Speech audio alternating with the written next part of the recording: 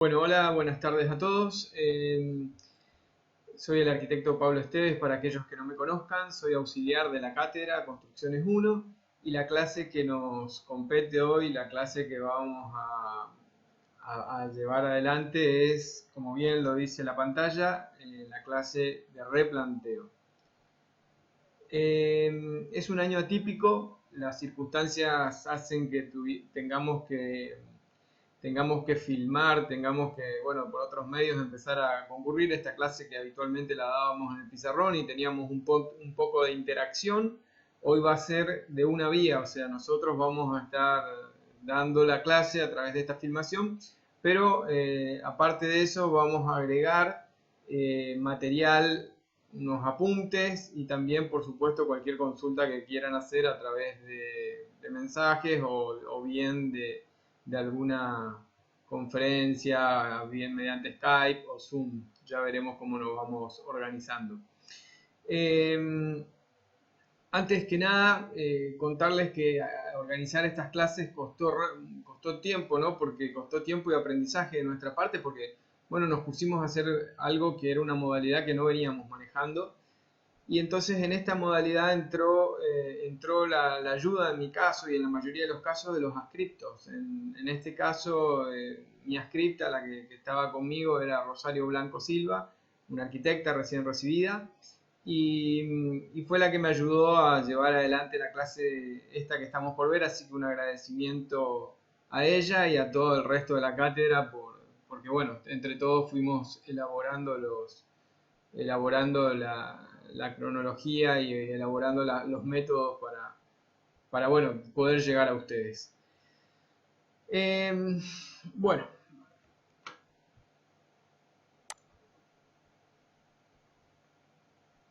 la arquitectura, cuando hablamos de arquitectura, que es nuestra carrera, hablamos de un arte. O sea, se considera que la arquitectura es un arte, ¿sí? Y así como la arquitectura hay otros artes. Está el diseño gráfico, la pintura, la escultura, ¿sí? Todas, todas las artes, las características que tienen es que el artista, en este caso el arquitecto, nosotros, eh, tenemos que cumplir con un diseño.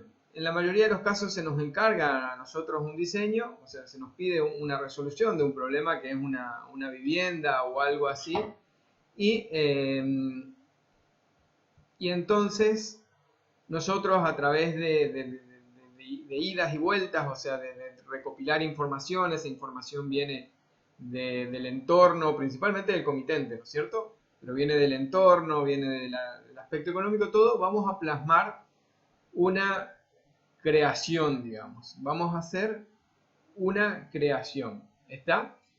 Eh, entonces, así como el artista cuando crea deja su arte en una tela, en un papel o lo que fuera, el diseñador gráfico lo hace en la computadora y lo deja, el pintor o el escultor lo plasma en la pintura. El camino final del arquitecto es la construcción, la vivienda, la obra, lo material, digamos. Y es acá donde nos diferenciamos mucho de los artistas. Eh, Cuando nosotros hacemos un render, cuando hacemos un esquema y demás, está todo muy lindo, muy bonito. Pero si no podemos o no somos capaces de construirlos, o aunque no seamos nosotros, de no generar la información necesaria para construirlo, es muy probable que lo nuestro se quede solamente en eso, en un bosquejo bonito, se quede en planos o se quede en la nada misma. Entonces, por eso es que una de las fases que nosotros vamos a estudiar ahora son las etapas que tiene la creación arquitectónica, o sea, cómo organizamos un proyecto, ¿sí? Entonces, lo primero que lo vamos a dividir para entenderlo en 4 puntos. El bosquejo o anteproyecto, el proyecto básico, el proyecto ejecutivo y la obra. ¿Está? Cuando hablamos de bosquejo cuando hablamos de bosquejo principalmente, son las primeras ideas que como arquitecto le presentamos al comitente. Una vez que tuvimos una reunión con él y sabemos medianamente lo que quiere hacer, estudiamos rápidamente el entorno y sabemos lo que se puede y no se puede hacer, estamos en condiciones de presentar un bosquejo. Pero este bosquejo le va a faltar precisión, le va a faltar economía, y todo esto va a ir creciendo y se va a ir evolucionando a medida que tengamos charlas de interacción con el comitente y esas charlas generen certezas, digamos, pues no nos vamos a alargar a hacer un proyecto con cómputo y presupuesto y todo lo demás y al final nos dice el proyecto, el comitente, perdón, esto no tiene nada que ver con lo que nosotros queremos. Entonces, la verdad, vamos por partes. Primero, entonces, bosquejo, ¿sí? Después, proyecto básico, o también conocido en nuestra facultad como anteproyecto, ¿sí? El anteproyecto ya es una documentación, o sea, ya entra en juego una documentación con un espíritu técnico más acabado, se ponen cotas, empiezan a ver los primeros presupuestos como para tener idea de si con el cliente si estamos o no en línea, y empieza a generarse sobre todo lo que va a ser la presentación ante los entes o ante los organismos que competen. Y acá nos van a aprobar. Una vez que tengamos el proyecto aprobado tanto por el cliente como por los entes municipales y demás, podemos pasar a la siguiente etapa, que es el proyecto ejecutivo o proyecto. ¿A qué llamamos proyecto ejecutivo o proyecto? Llamamos a aquel proyecto o aquella documentación la cual ya nos permite ir a ejecutar, por eso la palabra ejecutivo, a ejecutar la obra. O sea, esa documentación primera que fueron etapas para ir quemando y evolucionando la idea, llega a la conclusión, que es el proyecto ejecutivo. Y es acá en este proyecto ejecutivo donde nosotros como arquitectos vamos a plasmar la documentación necesaria para que este croquis, que este arte que hicimos, que esta pintura hasta ahora que hicimos, se pueda construir. Y se pueda construir tal cual nosotros la pensamos. No se olviden que muchas veces nosotros, ya sea que estemos trabajando para nosotros propiamente dicho, para una empresa o para el Estado, vamos a dejar nuestro proyecto en manos de otra persona o de otro organismo o de otra empresa que lo va a ejecutar. Entonces tenemos que generar siempre, ya seamos nosotros o sea un tercero el que lo fuera a construir, tenemos que generar la documentación apropiada, ¿sí? Toda esta documentación se vuelca en el proyecto ejecutivo. En este proyecto, aparte de plantas, cortes, vistas, empiezan a haber un montón de detalles. Empiezan a haber detalles de fundaciones, detalles de carpinterías, planillas y un montón de otras cosas. Y justamente uno de los planos, el último que se dibuja y el primero que se utiliza en obra, es el de replanteo. ¿Y por qué esto? Es el último que se dibuja porque ya se va al replanteo cuando el proyecto está totalmente acabado. Entonces, con ese proyecto acabado, armamos el plano de replanteo para poder ejecutarlo. ¿Y por qué el primero que se utiliza? Porque es el plano que contiene toda la información para llegar al terreno vacío o no que tenemos y poder en él descargar todas las medidas, todo lo que el arquitecto tuvo en cuenta y tomó a la hora de diseñar.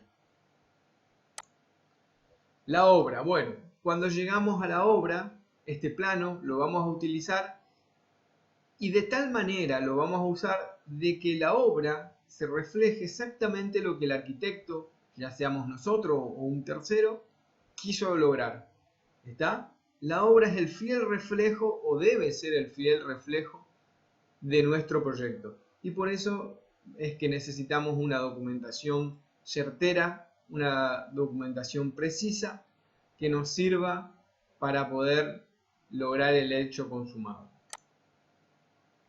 Entonces, resumiendo un poco, la definición de replanteo sería que es aquella documentación que nos va a servir para trasladar todas las medidas y todos los elementos tal cual los pensamos a la obra. ¿Está? Es el traslado de los planos a la obra. ¿Está? Esa es la definición de replanteo y es el primer plano que vamos a utilizar. Para poder estudiar el replanteo vamos a dividirlo en dos etapas. Los planos y el obra. O sea, cómo generamos los planos de replanteo como arquitectos, qué tenemos que entender y volcar en el plano de replanteo y cómo usar ese plano y cómo materializarlo en la obra. Acá tenemos un ejemplo de un plano de replanteo. Este es un plano de presentación municipal, ¿sí? Este plano no es el que nosotros vamos a presentar, ahora les vamos a ir mostrando, pero sí tiene toda la información que puede contener un plano de replanteo. ¿Está? Plano de replanteo. Bueno, para entender qué es un plano de replanteo, primero vamos a ver uno. Y vamos a empezar con un ejemplo de un práctico de compañeros suyos de años anteriores. Un plano de replanteo tiene,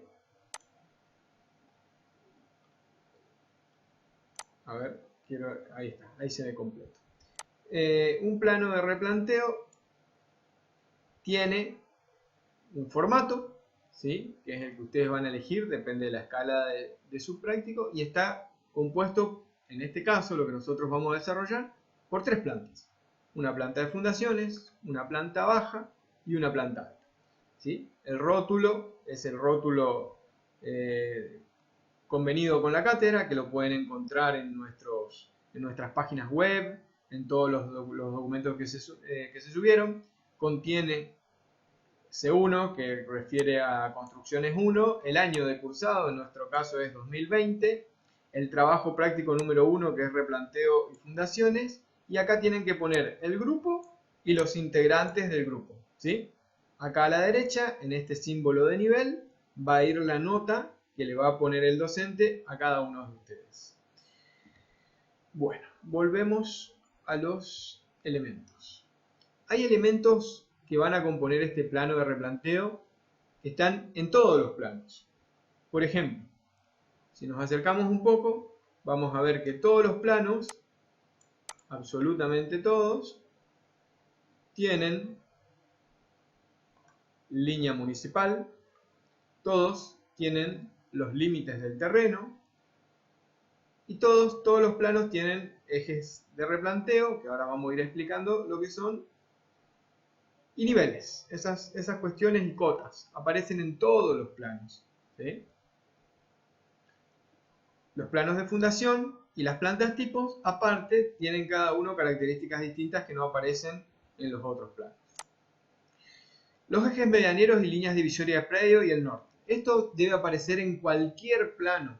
Cualquier plano que nosotros confeccionemos tiene que tener estos elementos. La línea divisoria de predio y el eje medianero difieren en que cuando hablamos de eje medianero hablamos de un eje donde el muro fue compartido por los dos vecinos, ya sea en cuanto a la posición como también a la economía, y la línea divisoria de predio refiere a un hecho constructivo en el cual el muro queda únicamente del lado de un vecino, quien es que tiene todos los derechos sobre ese muro. El norte, bueno, saben lo que es el norte, es la ubicación al punto cardinal y siempre tiene que ser referencia en cualquier plano, y la línea municipal, que es el elemento que divide lo público de lo privado de lo público. Los ejes de replanteo.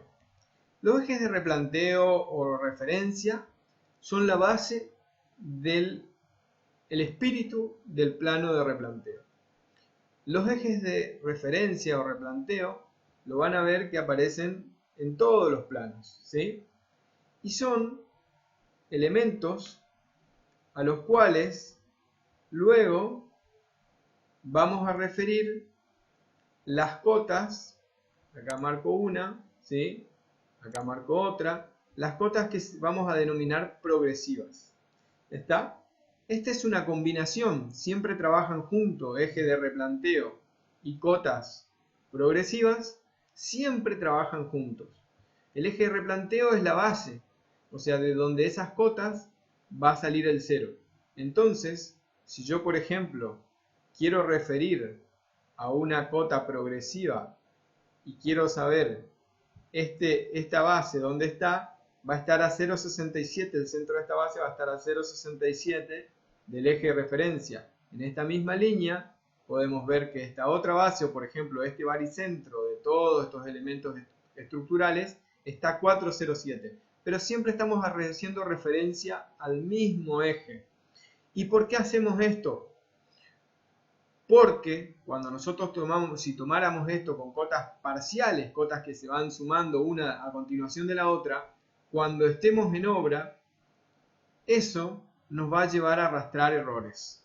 Eso puede ser que entre cota y cota haya 1 centímetro, medio centímetro de diferencia y eso se va a ir arrastrando. Y ese error al final va a referirse a falsas escuadras en obra, a medidas fuera de lo necesario, o sea, ya sean más o menos, ¿sí? Bueno, siguiendo con las recomendaciones, es muy importante tener en cuenta algunos puntos cuando ubicamos los ejes de referencia para que después en la obra esos ejes no nos dificulten la tarea. Una de esas cuestiones a tener en cuenta es que hay que tratar de que esté siempre equidistante o por lo menos lo más cerca posible de todos los lugares. No sería conveniente, por ejemplo, pasar un eje por acá fuera de la obra, porque voy a tener que medir todos los puntos alejados de la obra desde este eje, o viceversa, o este eje horizontal, pasarlo por acá, porque me voy a alejar. No se olviden que en obra todas estas maniobras se hacen con cintas que tienen 5 u 8 metros, que son las habitualmente más usadas. Y si nosotros nos vamos a más de esa distancia, vamos a estar complicando la medida de los ejes y de las mediciones, lo cual nos va a acarrear errores que van a jugar en nuestra contra en la precisión, ¿no es cierto?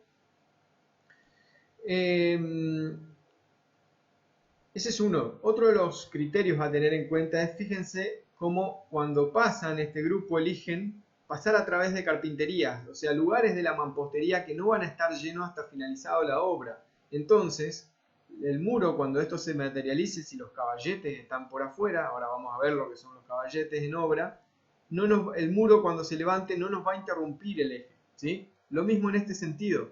Fíjense que eligen acá, eligen pasar por un pasillo, por una puerta, y bueno, acá ya no les queda otra opción porque no hay otra posición mejor, y acá sí atraviesa un muro, ¿está? Pero en la mayoría de los casos se elige correctamente.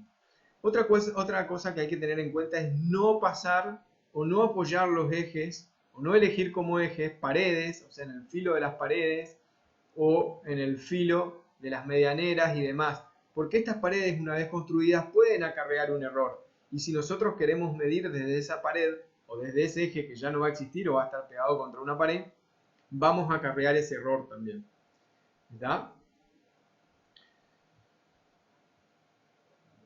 Uno de los puntos a tener en cuenta es, por ejemplo, tratar de no pasarlo por los lugares de acopio de materiales. Cuando nosotros esto se transforme en una obra, todo el pasillo, que seguramente el día de mañana va a ser un garage, va a ser el paso natural de los materiales al fondo. Entonces, si nosotros este eje lo tuviéramos acá, o los caballetes estuvieran planteados por acá, también sería un inconveniente, porque durante la obra lo van a chocar, lo van a mover, y eso va a generar después errores. Todas estas cuestiones que vayan en contra de los ejes se van a volver en contra nuestras.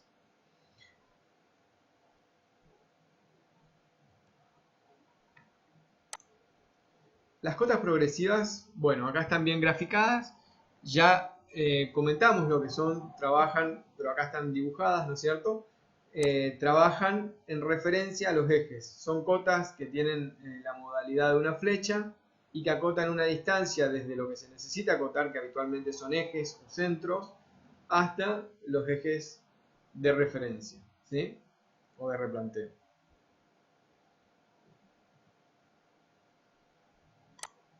Las cotas parciales, ustedes las conocen perfectamente, son las que hasta habitualmente ahora vinieron usando y se utilizan para acotar espacios. Se utilizan para acotar espacios de un garage, espacio de un comedor, un vano. Acá se la ve cotas de vano, ¿sí? Por afuera y ordenada. Esto es muy importante, ordenar la posición de las cotas. Ordenar para que no molesten en el dibujo, ordenar para que se entiendan que son cotas, darle un grosor o un espesor que no compita con los muros, ¿sí? Entonces, todo esto que ven acá son cotas parciales. Al final, al lado, tenemos una cota total. Esa sirve para enmarcar o mostrarnos anchos de, por ejemplo, del total de la casa. Fíjense que acá tenemos una cota total, ahí la vemos. Acá tenemos otra cota total, ¿sí? Y también tenemos cotas totales en el terreno. Bueno, acá está abajo, en este caso está abajo. Ahí vemos una cota total del ancho del terreno y vemos una cota total del largo o profundidad del terreno. ¿Está bien? Entonces, esas son la diferencia entre cotas parciales y cotas totales.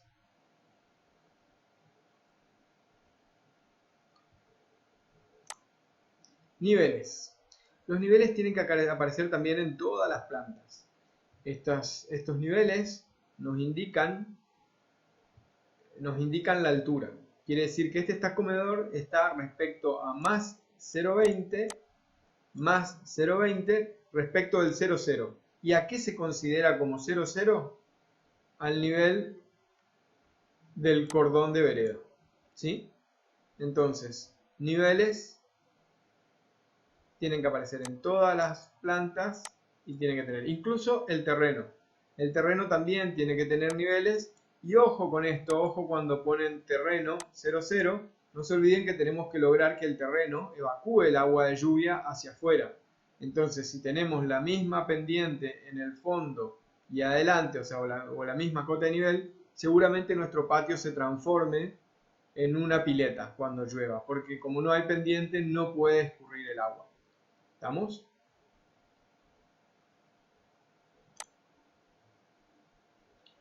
Bases. Ahora ya empezamos con los elementos constructivos que van a aparecer en la planta de fundaciones, ¿sí? Cuando nosotros vemos la planta de fundaciones, es esta en nuestro caso, ¿sí? Vemos que aparecen todos los elementos que estuvimos mencionando comunes a todo el resto de los planos, pero aparecen elementos particulares, sobre todo elementos constructivos particulares, ¿sí? Uno de esos elementos son las bases. Bases tenemos distintos tipos. Tenemos bases centradas, bases excéntricas, bases doblemente excéntricas y bases corridas o zapatas corridas, ¿sí? Cada una de estas tiene una forma de acotar y una forma de ubicarla. Por ejemplo, las bases corridas se ubican a su baricentro. Las bases centradas, con dos centros, igual que las excéntricas, y que fíjense que en todos los casos aparecen cotas parciales. También debemos denominar a cada una de estas bases con el nombre que corresponda. Nosotros, por ejemplo, adoptamos como que todas aquellas bases que tengan las mismas dimensiones van a denominarse con el mismo nombre. Ahora, si tenemos bases, una que es centrada y otra que es excéntrica, van a tener distintos nombres.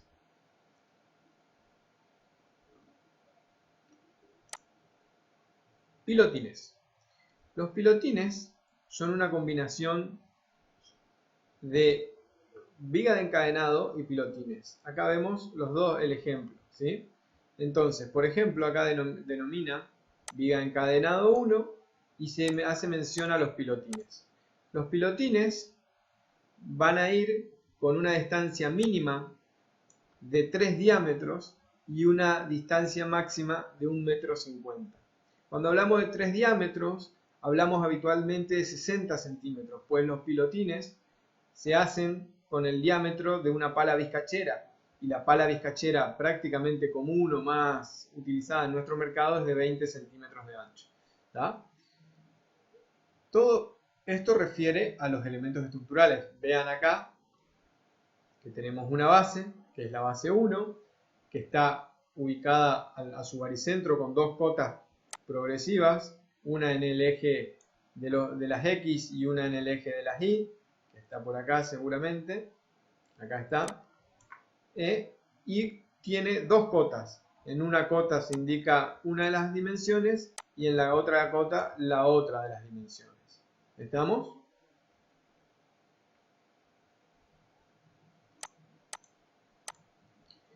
Bueno, en el caso de que tuviéramos pilotes, que no es nuestro ejemplo porque los pilotes se usan en edificios, también se deben acotar a baricentros. Las vigas de encadenado. Las vigas de encadenado es importante ubicarla en los extremos. Es importante ponerla en los extremos, en donde nos permiten ubicar de una y otra manera los dos ejes baricéntricos. Eso mismo se puede observar acá, donde tenemos estos ejes baricéntricos de las vigas de encadenado, ¿sí? Donde esta viga de encadenado está a 2,38 y a 2,38 se ubica el baricentro. Por ejemplo, esta otra, ¿sí? Está a 4,07.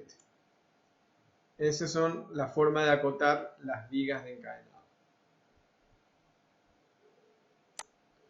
Los elementos constructivos distintos, como ser plateas, por ejemplo. En el caso de las plateas, que son losas de fundación, se acotan los 4 vértices, o se acota de manera que se pueda generar un cerco, digamos así, llamémosle, o un límite a la base, y también se acota con cotas parciales o totales para saber la dimensión de la misma.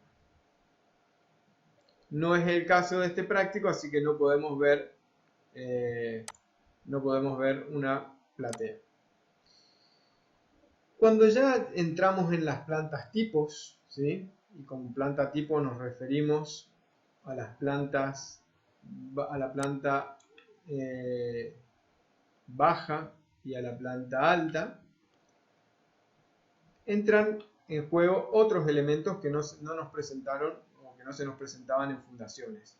Esos elementos son, por ejemplo, las carpinterías. Las carpinterías tenemos principalmente dos tipos: las ventanas y las puertas. Son bastante parecidas la forma de trabajarlas. En ambos casos se indica el centro con una cota progresiva y con una cota parcial se indica el ancho del vano, ¿sí? Y después aparece este elemento que ven acá, que se llama la nomenclatura. La nomenclatura es el nombre de esa carpintería. Y con ese nombre vamos a referir a una carpintería, a una planilla, de carpintería, donde van a estar todas las especificaciones concretamente de cada una de esas carpinterías. La única diferencia que hay en esas nomenclaturas es que, si se fijan acá en la puerta, no tengo ninguna indicación, y en la ventana sí. En el caso de la ventana, lo que se está indicando acá abajo, ahí, es la altura del antepecho. En aquellas ventanas donde lo haya, lo que se está indicando acá abajo es la altura del antepecho. No se indica nada, repito, no se indica nada en las puertas. Ejes de las paredes. Bueno, los elementos de los que se componen todas nuestras obras de arquitectura, el más común, son las paredes. Esas paredes habitualmente siempre se acotan a eje. Vamos al plano de replanteo y vamos a ver. Tanto en planta baja, acá podemos ver ejes, ¿sí?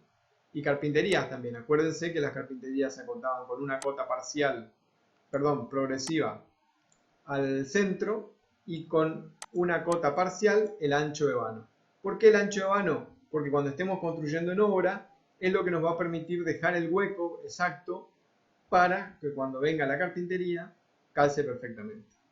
Lo mismo nos sucede en planta alta, donde podemos ver paredes a centro, a eje. Fíjense los ejes, es importante el grafismo en todos estos casos, es muy importante, estamos en tercer año. En el apunte que nosotros hicimos hay algunas recomendaciones de espesores, de líneas o de tipo, de tamaño, pero no son recetas, ¿sí? Cada uno, el grafismo es algo muy particular de cada arquitecto, o sea que cada uno de ustedes debe desarrollar el suyo.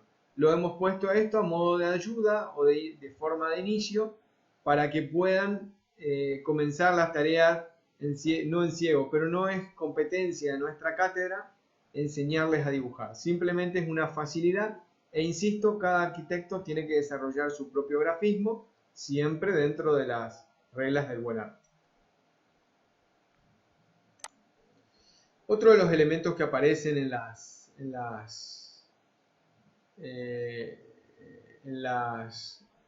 los hechos arquitectónicos son las columnas. Acá no están mencionadas, aunque deberían estarlo, ¿sí?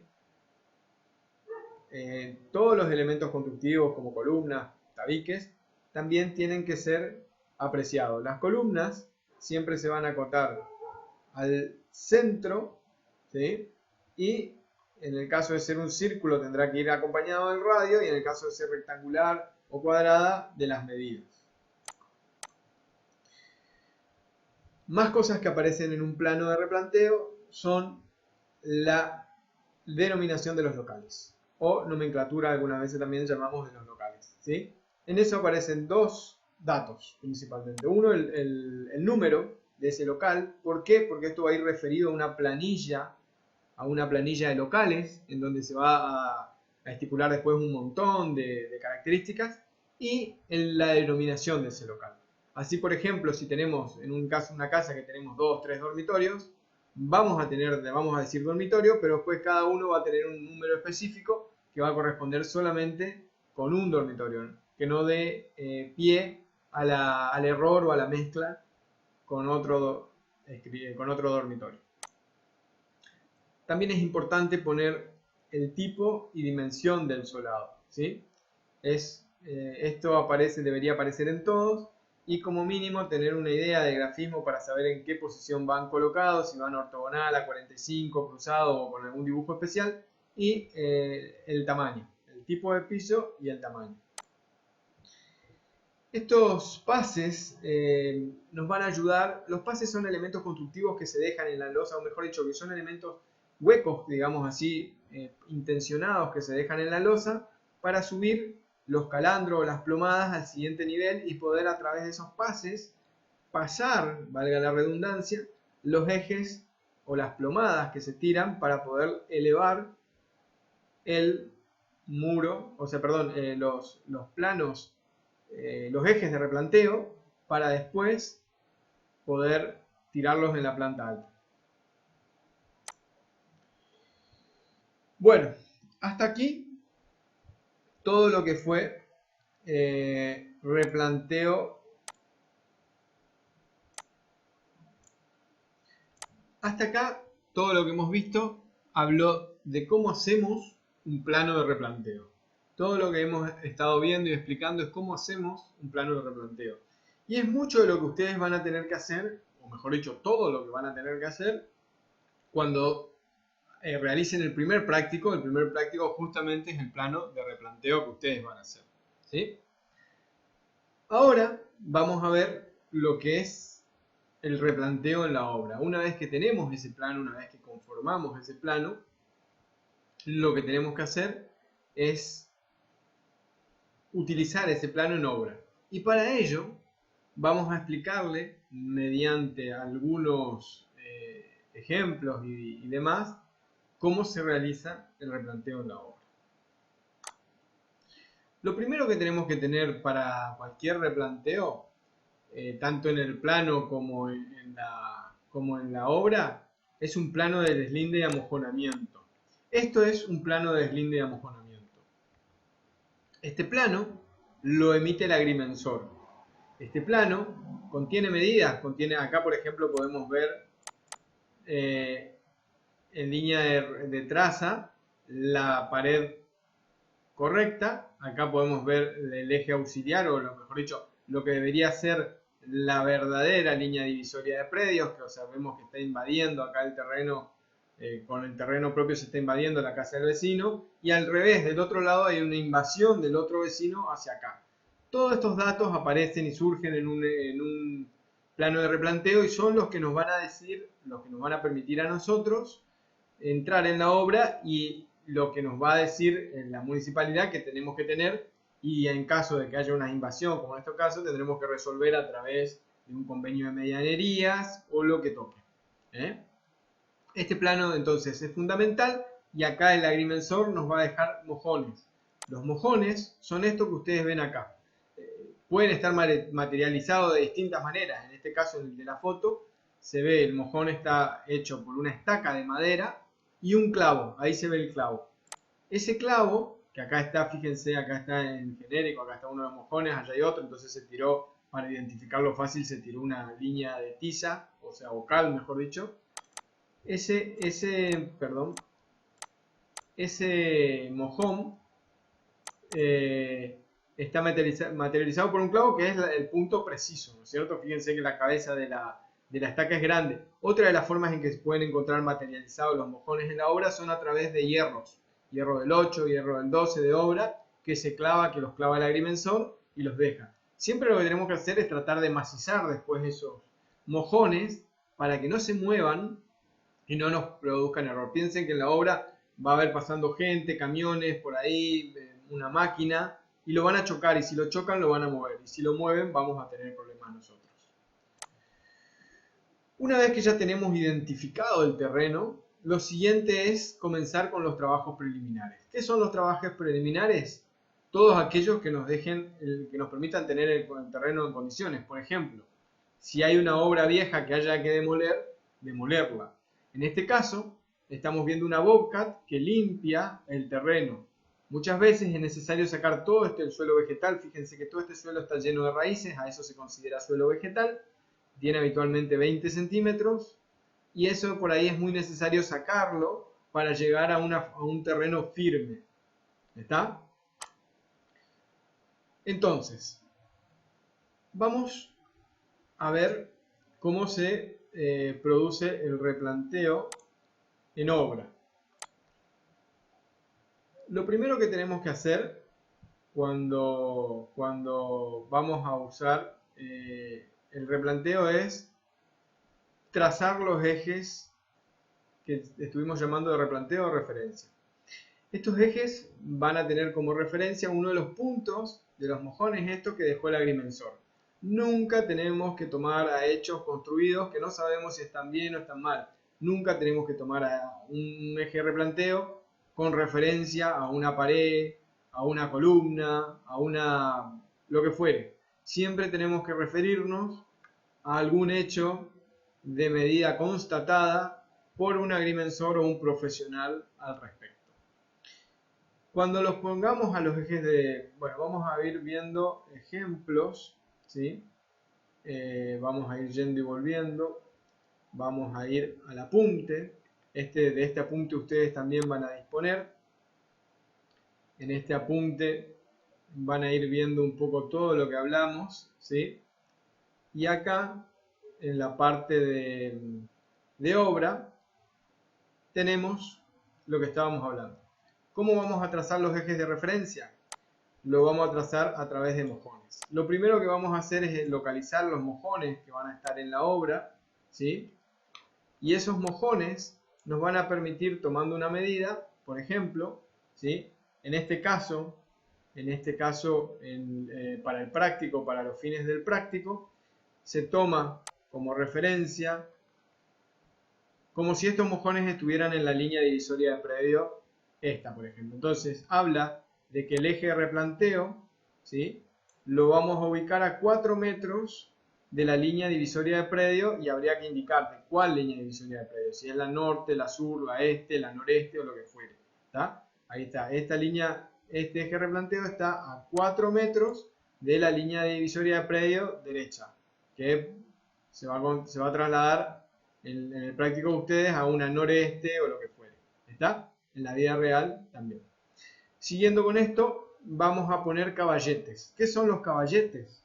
son estos elementos de madera, ¿sí?, que tienen esta conformación. Tienen dos estacas, un travesaño que puede ser una tabla o un listón, y tienen medidas necesarias como para clavar un eje al centro que va a transformarse en la materialización de los ejes de replanteo. Vean una cosa, estas estacas van a estar clavadas aproximadamente 20 centímetros y 40 centímetros van a quedar por encima del terreno. Se va después, todas estas estacas, todos estos travesaños los vamos a tener que materializar y nivelar a la misma altura. Eso nos va a permitir generar un plano completo con todos los hilos a la misma altura. ¿Qué vamos a lograr con eso? Que después esa red de hilos que nos va a permitir hacer el replanteo, esa red de hilos va a ser la que nos va a permitir también tomar niveles. Bueno, siguiendo con el replanteo de obra, acá está lo que les decía. Si nosotros tenemos el listón y toda la nivelación a 40 centímetros de altura, por ejemplo, y nosotros sabemos que este nivel estuviera a más 40, ¿sí?, nosotros sabemos que nuestra viga de encadenado va a menos 40, quiere decir que midiendo desde arriba del listón hasta el fondo de la excavación, tienen que haber 80 centímetros. Pues tenemos más 40, menos 40 son 80 centímetros, ¿sí? También en los planos, o sea, de esta misma manera se van a materializar las paredes y eso va a estar reflejado en los ejes. Va a tener un eje de la pared al centro y la mitad de la distancia, si fuera pared de 15, por ejemplo, o pared de 20, tendría 10 de un lado, 10 del otro, que se materializan con un clavo y eso se tira hasta encontrar, ¿sí?, hasta encontrar el resto de las paredes. Acá, por ejemplo, tenemos un ejemplo de caballete doble que nos permite resolver encuentros de esquina.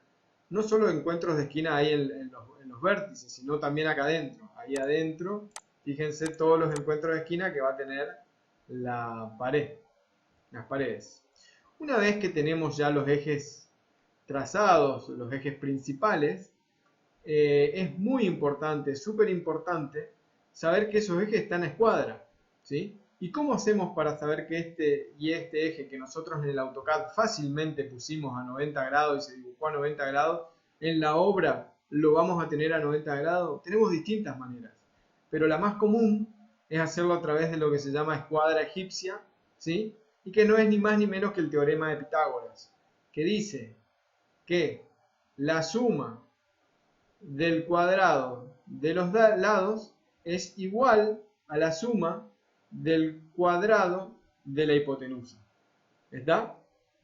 Entonces, quiere decir que si nosotros tenemos un lado donde tenemos 3 metros, otro lado donde tenemos 4 metros, la hipotenusa nos tiene que dar 5 metros. Si la hipotenusa tuviera más de 5 metros, quiere decir que nuestro ángulo estaría abierto, sería más de 90 grados. Si la hipotenusa tiene menos de 5 metros, quiere decir que nuestro ángulo tendría menos de 90 grados. Eso nos permite en obra ajustar los ejes hasta que queden perfectamente escuadrados. Acá tenemos cómo se realiza, tenemos los dos ejes, los caballetes puestos y se tiran los hilos y siempre se va controlando a través de esta escuadra, se va controlando todo lo que hace a la ortogonalidad de esos ejes.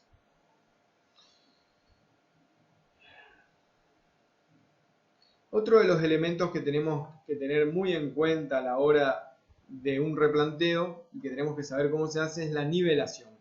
¿Qué quiere decir nivelar? Cuando hablamos de nivel hablamos de horizontalidad, ¿sí? Cuando hablamos de nivelar hablamos de llevar una misma medida, una misma altura a muchos puntos de la obra, a fin de que, por ejemplo, desde esos puntos podamos después equiparar y nivelar los pisos, las vigas, las losas, las carpinterías, todo lo que haya que tenga o necesite una referencia horizontal.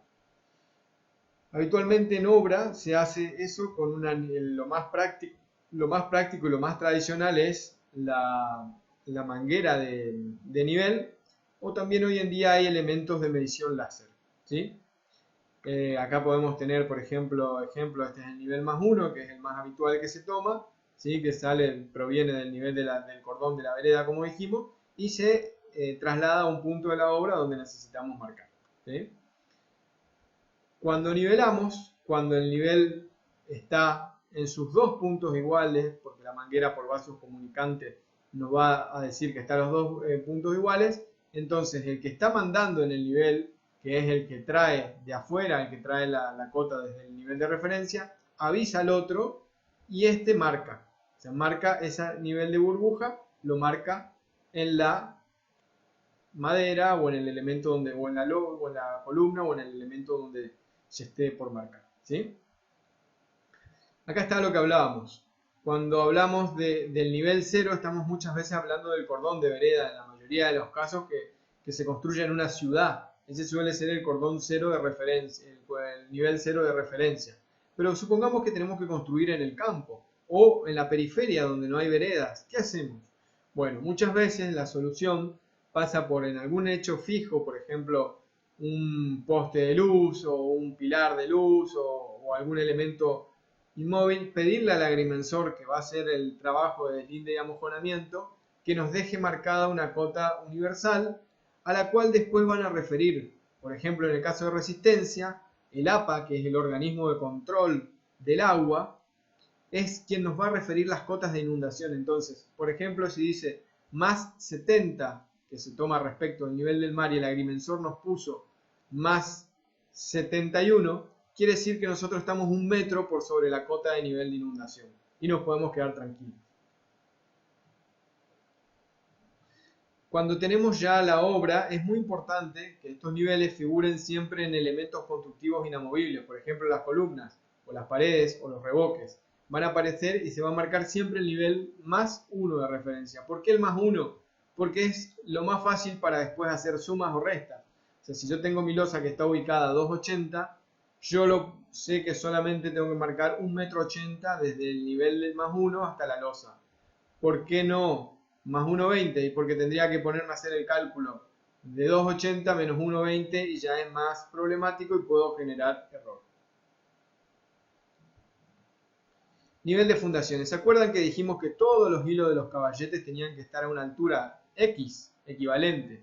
Entonces, cuando lleguemos a las fundaciones, desde esos hilos, supongamos que esta zapata estuviera a menos 1,20, desde ese hilo que está más 40, nosotros sabemos que tenemos que medir 1,60. Entonces, de esa manera, vamos a saber que estamos en nuestro nivel de fundación. Pero eso solo lo podemos hacer si tenemos nuestros hilos perfectamente nivelados a un nivel estipulado en obra. Cuando es el caso de losas o vigas, como el elemento constructivo siempre va a estar referido al hormigón, a lo que acá vemos como nivel rojo, el nivel de fondo de viga. Pero en la obra esto va a ser imposible de materializar. ¿Por qué? Porque siempre tenemos una madera o dos por debajo. Esa madera, que es el tablero, el fenólico o lo que fuere, tiene un espesor.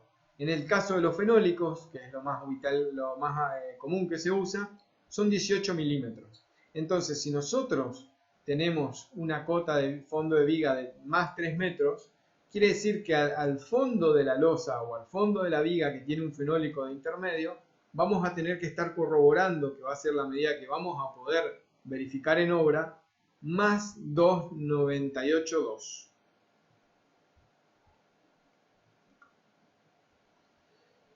Otro de los elementos que entra en juego es el aplomar. Cuando hablamos de aplomar, estamos hablando de que estamos queriendo lograr una perfecta verticalidad en los elementos constructivos. Por ejemplo, en columnas, paredes, carpinterías o cualquier elemento que necesite de estar perfectamente a plomo. ¿Por qué se dice aplomar? Porque hace referencia al viejo método que se usa y que se usó y se sigue usando, que es la plomada. Se pone una plomada, por efecto de la gravedad esa plomada cae y genera una línea recta precisa y totalmente vertical, que es la que nos permite controlar contra un elemento. Si nosotros ponemos esa plomada de arriba hacia abajo, por ejemplo, al lado de una columna, y la cinta tenemos la misma medida arriba y abajo, quiere decir que ese elemento está perfectamente aplomado. En cambio, si tenemos diferencias arriba y abajo, ese elemento va a estar mal, ¿sí? Esto que estamos mostrando acá con la plomada, hoy en día hay elementos más avanzados como ser los niveles láser. Los niveles láser nos permiten tanto aplomar como nivelar, ¿está? Son una herramienta válida y lo que tienen de bueno es que por ahí se puede trabajar una sola persona y habitualmente en estos casos por ahí hay uno que tiene que sostener la plomada o colgarla y otro que mide, ¿está? Cuando vamos a hacer un replanteo, nos vamos a encontrar con distintas herramientas que vamos a necesitar y que los albañiles tienen que tener en la obra, ¿sí? Esas herramientas son la cinta métrica, ¿sí? La cinta métrica se utiliza para medir, pueden ser de 5 y de 8 metros, que son las más habituales. Hay cintas que por ahí tienen 10, 12 o 3, pero las más habituales y usadas en obra son de 5 y 8. También hay cintas métricas, pero a diferencia de las anteriores que son metálicas, son de conformación de plástico, o sea, son de tela o de plástico y sirven para medir distancias mucho mayores. Estas cintas de 20, 50 o incluso hasta algunas de 100 metros nos permiten tomar medidas generales del terreno, pero no tienen y no se prestan para tomar medidas precisas. Son cintas que muchas veces las usan los agrimensores u otros gremios más que nosotros. El nivel de mano. El nivel de mano es un elemento, como bien lo dice su palabra, es un nivel de mano que nos permite rápidamente tomar la horizontalidad o verticalidad de cada uno de los elementos que tengamos que controlar. Acá dice horizontalidad, pero con la otra burbuja también se puede tomar la verticalidad. La plomada. Bueno, es el elemento por excelencia para medir las verticalidades. Esta plomada trabaja por gravedad. Acá está lo que hablábamos hoy, el nivel láser. El nivel láser nos tira unos rayos, unos haz de luz que nos permiten marcar tanto en horizontal como en vertical y de esta manera nos permite nivelar o aplomar elementos. Otra de las herramientas que se usa mucho y son muy prácticas a la hora del replanteo es la chocla. La chocla es una cinta, o sea un hilo, mejor dicho, que está envuelto en esta carcasa de plástico y al cual se le pone una tiza roja que se carga desde este elemento, se lo mezcla bien y este hilo se lo saca, se lo extrae y se lo agarra de cada punta por un operario.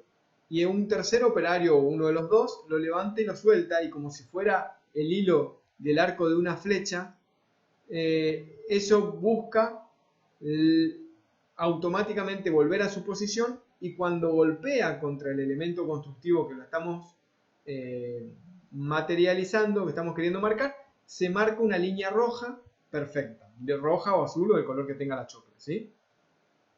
El nivel de manguera, bueno, ya lo vimos en el ejemplo anterior, pero es lo que se usa para nivelar. Lo único que quiero decirles es que cuando se carga el nivel de manguera, nunca debe hacerse desde una canilla, porque en la canilla salen burbujas de aire, esas burbujas de aire van a quedar dentro del nivel y por consiguiente van a prestarse error. Los niveles de agua se cargan de una fuente continua, como ser por ejemplo un balde donde se succiona desde una de las puntas y empieza a correr el agua por dentro hasta dejar sin burbujas, ¿sí? Otra de las herramientas muy usadas hoy en día es el metro láser. Este, a diferencia del otro láser, sirve para tomar medidas en obra, ¿sí? No podemos tomar cualquier medida de dos elementos que estén enfrentados entre sí y que bueno, podamos apoyar en una pared o otra o en una carpintería o incluso para tomar alturas es mucho más práctico que la cinta porque no necesitamos si en alturas grandes no necesitamos de alguien que nos sostenga la cinta arriba y demás, simplemente con apoyar el metro contra la base del metro con el piso y disparar el haz contra el techo nos va a estar diciendo la distancia. También es importante cuando vamos a obra llevar un soporte rígido para dibujar, tomar medidas e incluso para poder ver los planos, ¿sí? También para los albañiles se necesitan masa, tanza, hilo y lápiz de carpintero, ¿sí? Bueno, prácticamente esto es todo la clase de replanteo, ya estamos terminando y con esto queda oficialmente también largado el práctico de replanteo, que van a ver en el desarrollo eh, ¿cómo se llama? De las herramientas de comunicación de la cátedra, como ser el Facebook o el Instagram, donde nos van a decir las fechas de comienzo y las fechas de entrega, ¿sí? Espero haber sido explícito en la charla, en la clase. Espero, lamentablemente, como dije al principio, no podemos tener una charla de ida y vuelta donde ustedes hagan consultas y se despejen las dudas, pero eso lo podemos hacer a través de la videoconferencia por ahora o de las preguntas vía redes sociales que estamos usando nosotros para comunicarnos. De nuevo le doy muchísimas gracias a todos aquellos que escucharon la clase hasta el final y espero que les sea de utilidad y acá quedo a disposición para todo lo que necesiten. De nuevo muchas gracias y hasta luego.